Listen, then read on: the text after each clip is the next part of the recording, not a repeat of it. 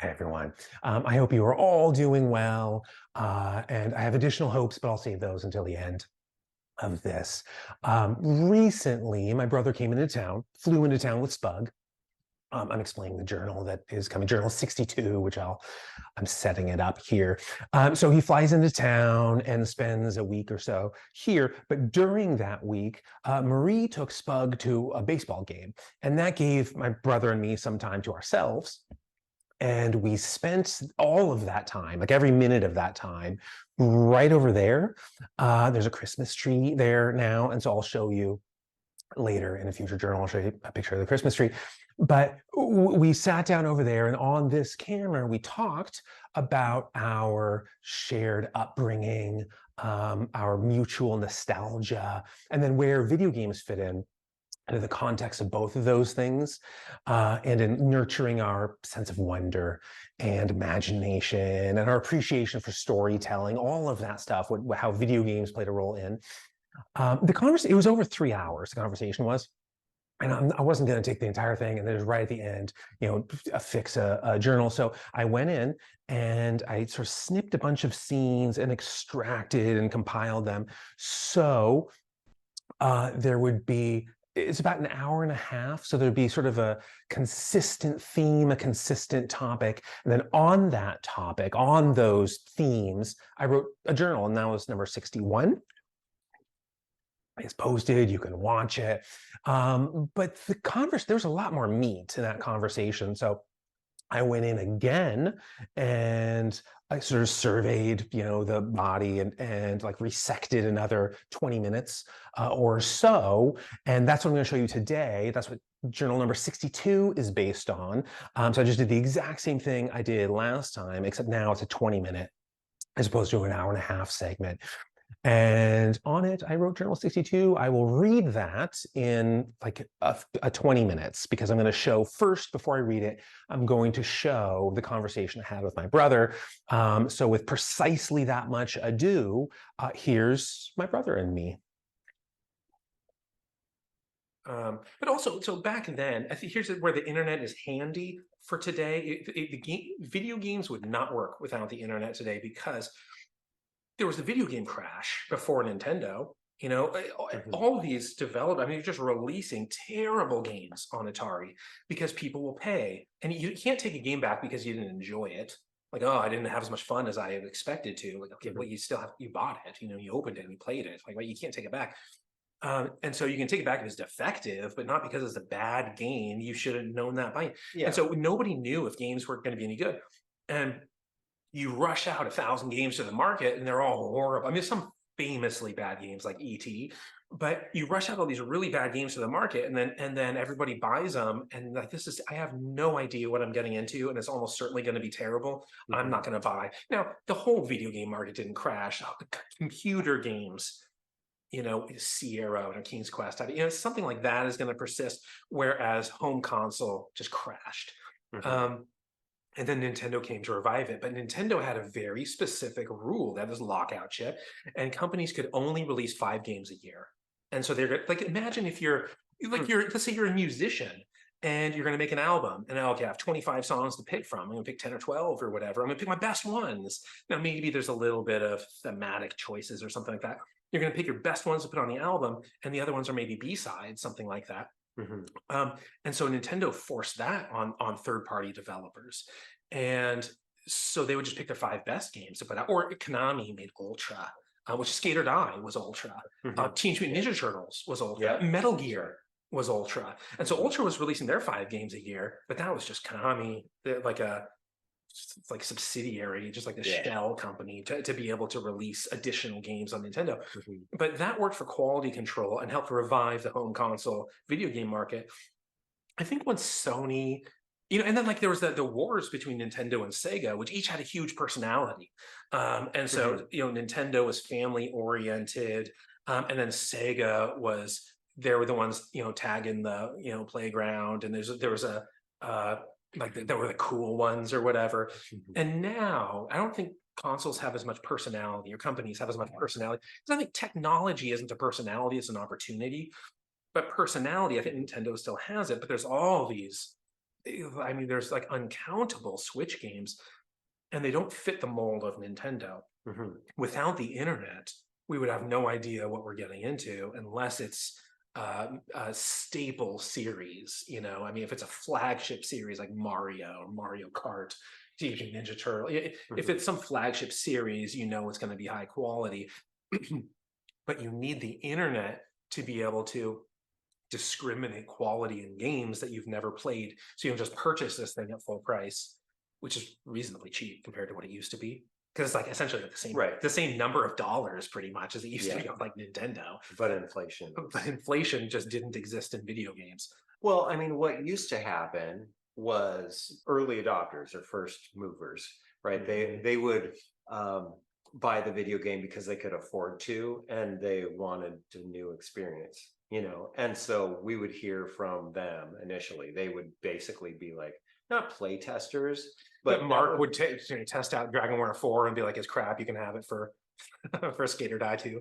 Yeah, but and then there are other games that ended up being bad, and just somebody who could afford to buy that game and wanted to try it would test it out, and then you'd hear through word of mouth or what have you that it's not worth buying. Yeah, or maybe you'd rent it. Rent it, and it was Rambo so, or something. Yeah, it was just there's a different. I mean, there's still some of that. Yeah, so I think that's probably just in the wild conversations of the emotional connection, though, I think is hard to overstate. And today, maybe people get that with giving like gifts. There was more scarcity. There's more scarcity, but giving gifts to people and saying, this was meaningful to me, I think you'll like it. And if that's your encounter, as opposed to internet reviews, that you can still simulate a wilderness without having society, harbor it. But one problem I have with games today is, you buy stuff like this, especially on, PlayStation, I think is worse, but every game you buy it on day one and you put it in the system and it needs to update. A game, they just come out incomplete. And so the games fresh out of the packaging, they'll work, but it, maybe it's glitchy or there's problems with it somewhere. It needs to be improved over here. And they're just constantly updating these games.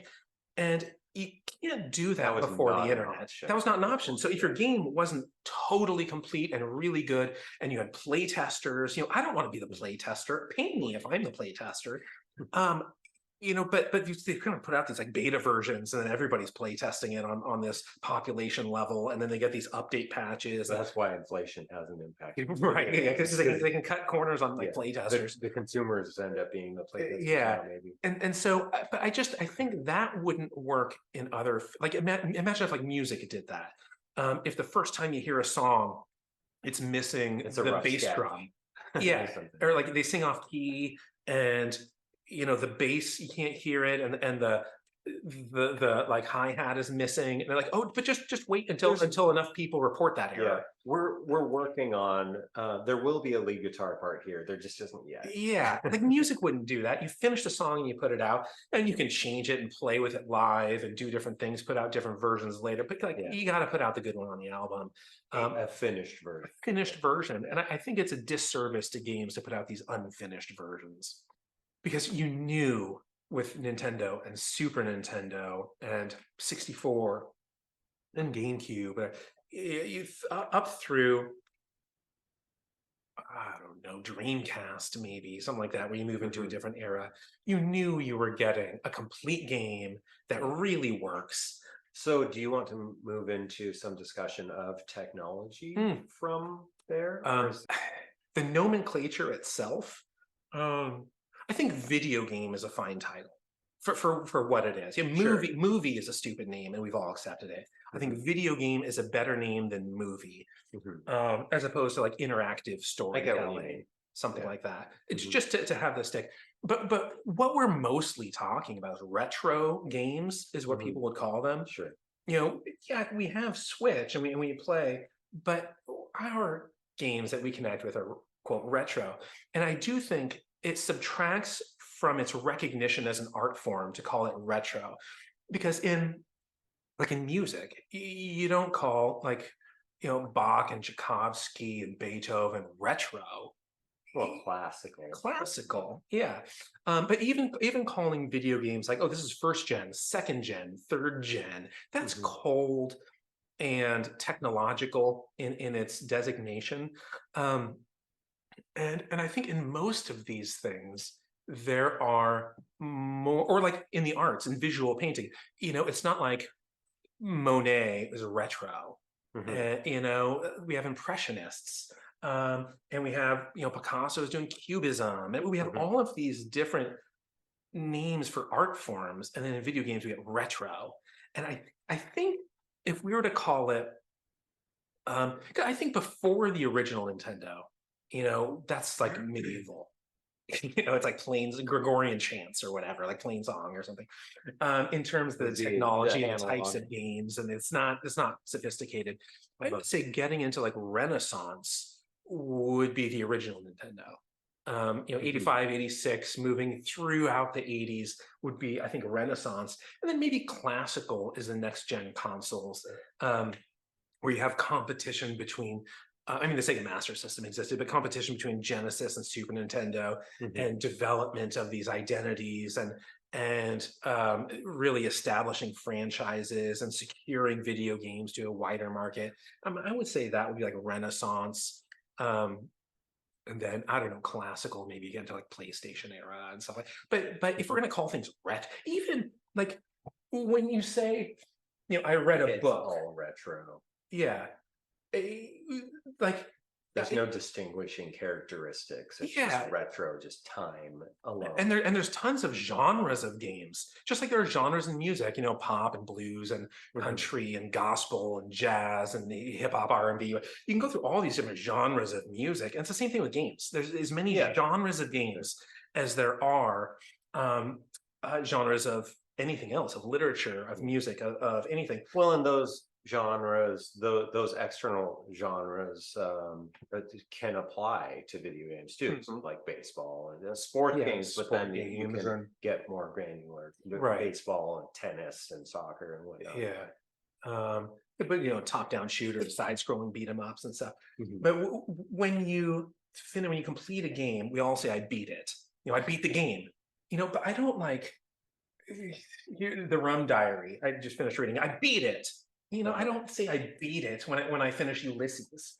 And so I think I completed it, or I finished it, or like you finish watching a movie. Oh, did you watch, the new Turtles movie that's just came out? Oh yeah, I beat it. Like it's even that vernacular almost seems to subtract from the art, from the recognition. It just feels crude in how we regard video games. Video game itself, I totally accept. I mean, video games are more interactive too, so it, in that sense, it is more meaningful to say that you beat it because you were actually engaging with it and played it through to the end, and it wouldn't have just happened with you just sitting there. And so it's not just like, but there is a completion, like I completed the game. I think there's vernacular that could be more complimentary than like a Michael Jackson, like beat it, like having, but again, there's like the knockoffs, just like there are in movies, just like there are in books, just like there are in TV shows, or there's a bunch of knockoffs, but it all falls pretty well into these categories, which I think brings us to the art technology section. A lot of what video games can do as like interactive storytelling is immersion. People get that in fantasy literature with the world building, and whether it's Harry Potter, is Middle Earth, it's something where people can really feel like they inhabit a world. But I think video games do it better because, like, let's say it's Simon's Quest. You don't say, oh, Simon, fell down the pit or fell into the water and he can't swim. You say, I died, I fell in, I beat the enemy, I bought a thorn whip. It's not like, oh, Simon beat Dracula. No, how's the game? Oh yeah, Simon beat Dracula in the end. No, I beat it. And so we invest ourselves, we sort of embody the protagonist and occupy that world. And so immersion really is possible in these games in an impressive way. And I think as technology progresses, we get Tears of the Kingdom, or its predecessor, Breath of the Wild. And if I were playing those, maybe under the age of 15, something like that, I mean, I would have a favorite tree, a favorite rock formation, a favorite field. I would have favorite landscape elements, and I would feel like it's real to me. I mean, now I look at games with a slightly different perspective where I'm sort of appraising the storytelling, appraising foreshadowing. And you've had more past experience with other games to compare it to. And so you're sort of appraising it in that way. In terms of design and structure. Yeah. And so I have a very different appraisal as opposed to living in the world today. But I think what a lot of games do, and we talked about this in Pit Fighter, they get too caught up in the technology and they lose the art in doing so. Where with like Mortal Kombat, I never understood Mortal Kombat. Yeah. I never understood it from the perspective of this is a good game. I understood it from the perspective of shock, of being, the finish him and doing all that stuff. But it just seemed like they were overreaching in the wrong direction. And to be like, no, it looks realistic. No, it doesn't. It doesn't even look close to realistic. Now, stuff today looks pretty realistic. If you play PS5 games, PS4 games, God of War, something like that, it looks really realistic. But if you just avert your eyes from the TV and like look out the window, how could you compare with the, I mean, get out a magnifying glass and go outside and look at every single leaf, and they're all different, and watch how those leaves interact with the wind, and every single one of them is different. The physics are perfect. And watch how a car drives by with perfect animation. Video games aren't even close to reality. Even PS5, it's not even close. Zoom in and every leaf is identical. And and so I think having this idea of realism is the defining feature of a game. Like, no. Artistic limitations are the defining feature of the game. Mario Kart on Super Nintendo had limitations that made it such a good game. This is something I want to riff on. This is kind of the main thought that I had on this topic. It reminds me of what's known as the uncanny valley effect. I've heard of it. And essentially what that is it's a tendency, I would say, for us to feel an affinity towards something versus to be repulsed by it. Let's say. Oh yeah. So if somebody gets more and more and more human, it's like, oh, that's cool. Yeah. And so like we can identify with or feel an affinity toward stuffed animals, some puppets, but that can start to get kind of creepy. Cartoons, right? But when we start to think about prosthetics, zombies, corpses, or like AI human attempts to be realistic, but there's something about it that tips us off, where it's like that's not actually human. It's a little tell and how it creepy, or the inflection of the voice or something like that, and it like gives you the chills. And I think that's how I feel about video games that attempt to be realistic. Is I struggle to identify with them, and just the technology in general. Like if the focus of the gameplay and the world and all of that is on the technology and look how shiny and pretty it is, or how impressive the graphics are, that doesn't appeal to me personally. Like maybe it does to you. I know it does to some people, and that's fine. But me personally, like I develop more of a connection with the narrative and something that sets it apart from reality. With the original NES, like there wasn't any way for it to be that close to reality. And so they had to be creative with it. And develop styles, develop art forms. And this is why I think Shredder's Revenge is such a good game. It looks like a Super Nintendo game. Now, if you put it in a Super Nintendo game, it's not going to run anything like that. Those graphics are a little bit better, but it's still pixelated and imitating that style. But there's no way a Super Nintendo could process that many things happening on the screen. And so there are limitations to the Super Nintendo console that wouldn't be able to process that game. But it like harkens back to this age of an art form. Like imagine if like a stained glass window. If a stained glass window tried to do realism, it would be like weird and ugly and bad. That's not art. It's just like ugly and weird and uncanny valley stuff. there's an Like it art would just form. be a mess. It would just be a mess, and like that's not interesting. I mean, maybe it's interesting to look at, and then you look away because it's not actually good.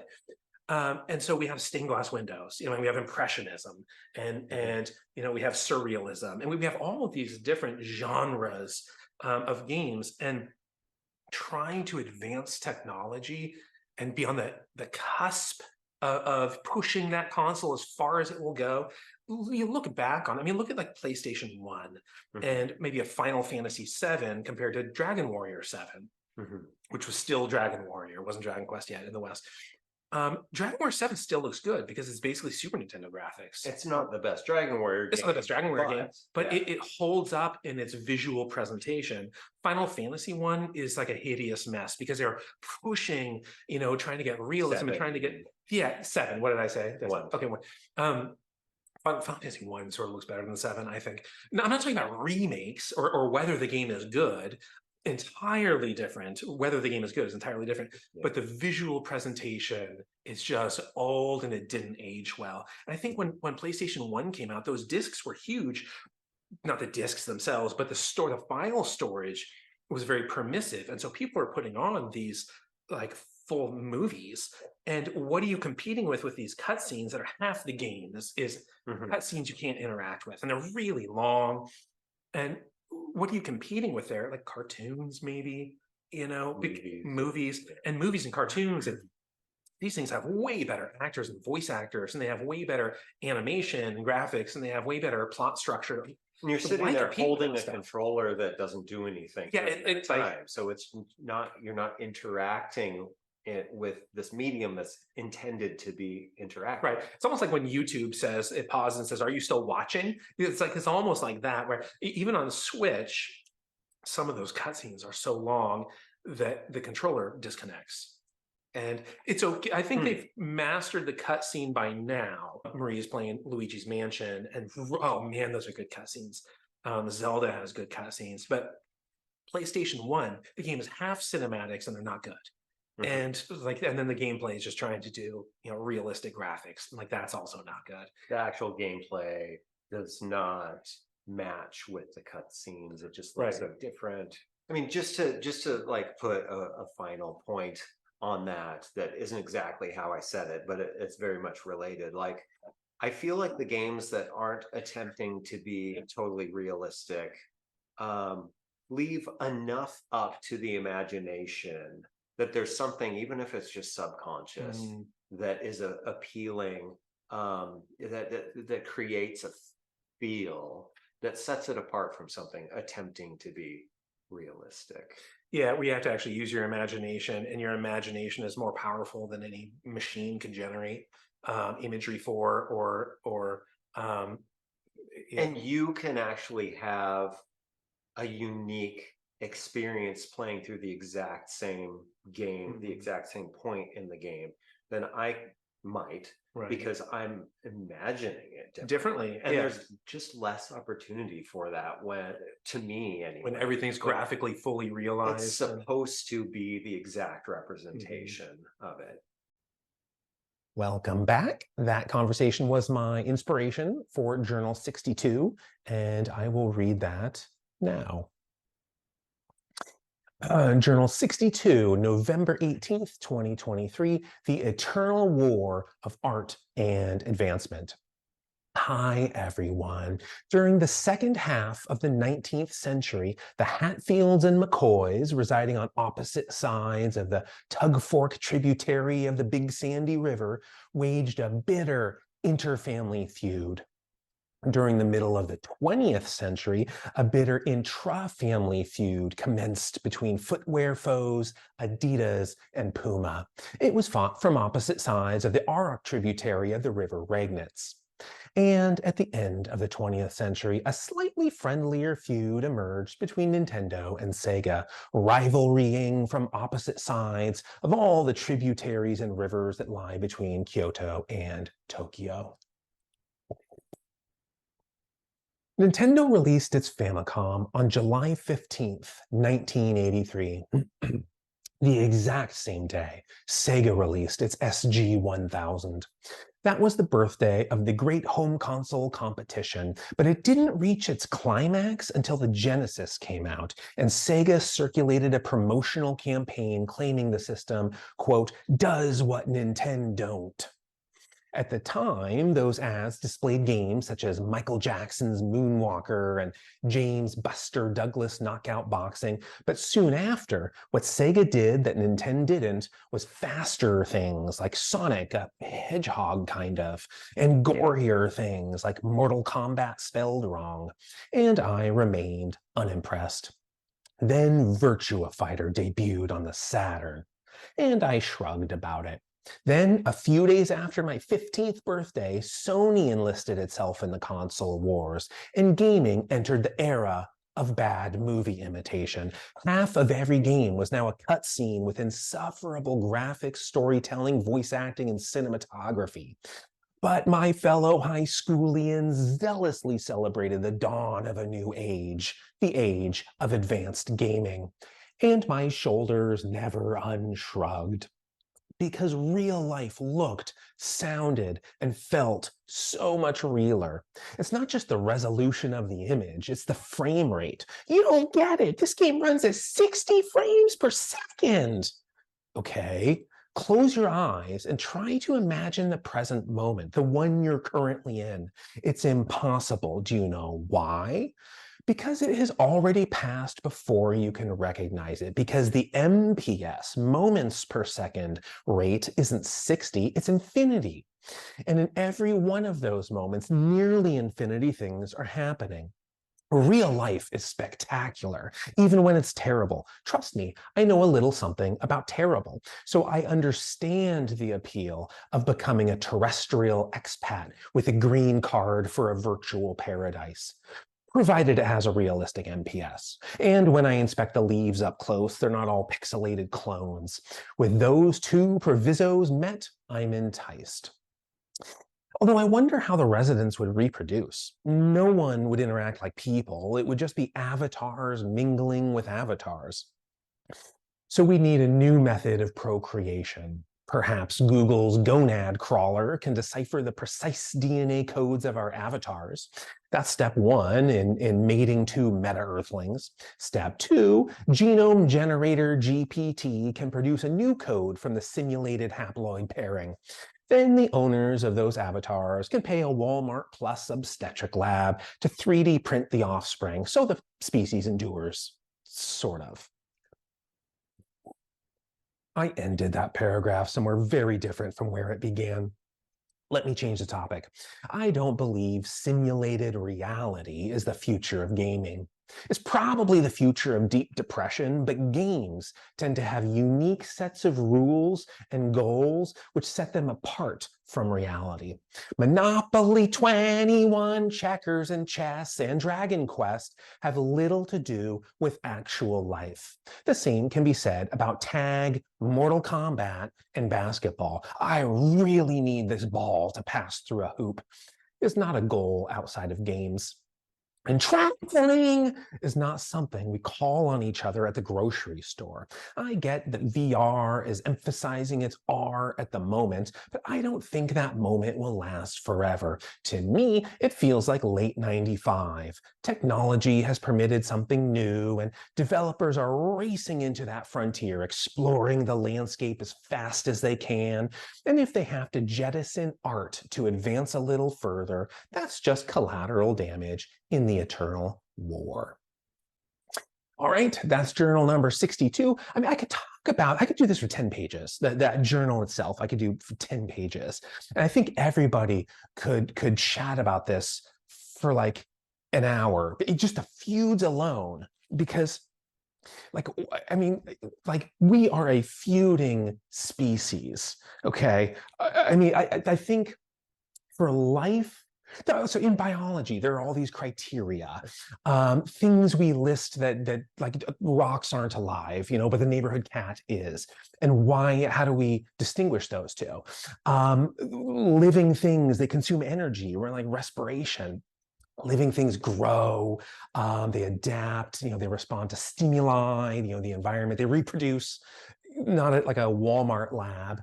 Those are the criteria for life. and more.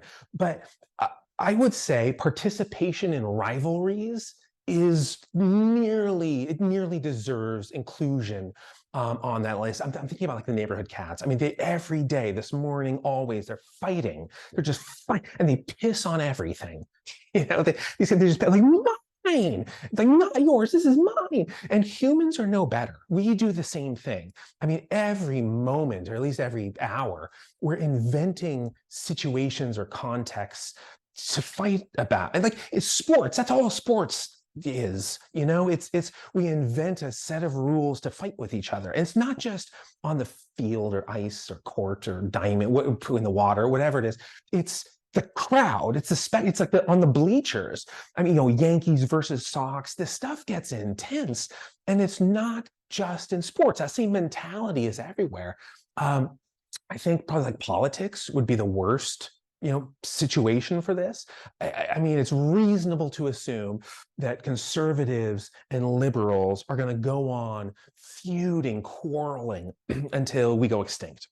The last words spoken by our species are going to be antagonism, you know, between parties, between political parties, and then we'll go extinct probably because of that, because of the feud that could not be, you know, held, that the solidarity could not be found, and so neither can we anymore. And the succeeding species, you know, whatever takes over after us, all assume that they have, like, you know, anthropologists, you know, archaeologists and anthropologists and you know, people in the social sciences who can survey what we left behind, mostly garbage, right? But there's a ton of literature in there. And if you look at the literature of centuries of this, rivalries, quarrels, disputes, inter and intra-family feuds, this did not begin or end with the Capulets, right, and the Montagues. This is not where all this came from. And I think the clash between art and advancement is nearly as old, nearly as long-standing, and you can find that in literature too. I mean, there's infinity examples that I could pick from, but like Keats, a poet, right? Keats had this great line. I'm going to paraphrase it because I don't remember the exact phrasing, but it was about how, you know, we're destroying, you know, science, or destroying the poetry, all the poetry in the rainbow, by reducing it to prismatic colors. And nested in this feeling, nested in this like emotional quarrel, is video games and the heat of these exchanges. It's like weird. So for people, I think most people who would be listening are not intimately like familiar with this landscape, and so allow me to paint it. There are hills, you know, hills everywhere. There's graphics. There's, I don't know, sound card processing. There's the frames per second rate. There's all sorts of technological advancement hills. And then there's art hills, you know, there's presentation, there's storytelling, there is, you know, stylistic qualities, character development, all of these like art hills. And millions of people have decided those are the hills they want to die on. You know, so, you know, like you look out at the horizon and it's just rolling barrow mounds. And again, this is so weird, unless, I mean, just make no sense unless that is an expression of that larger conflict between art and advancement, which again is so abundant in the literature forever. I've quoted this one before, Poe, his sonnet to science, but it feels fitting, it feels apt here. So it's, why preyest thou thus upon the poet's heart, vulture whose wings are dull realities? Great line. It's great enough to end on. So that's going to be where I end. Hopes aside, my hopes and dreams and wishes are that whatever quarrels or feuds, that you're not, that your life is relatively immune from the heat of disputes, and that you find yourself welcome on both sides of every river and tributary. Okay, that's it. Bye, everyone. Hopes continue after I hit stop.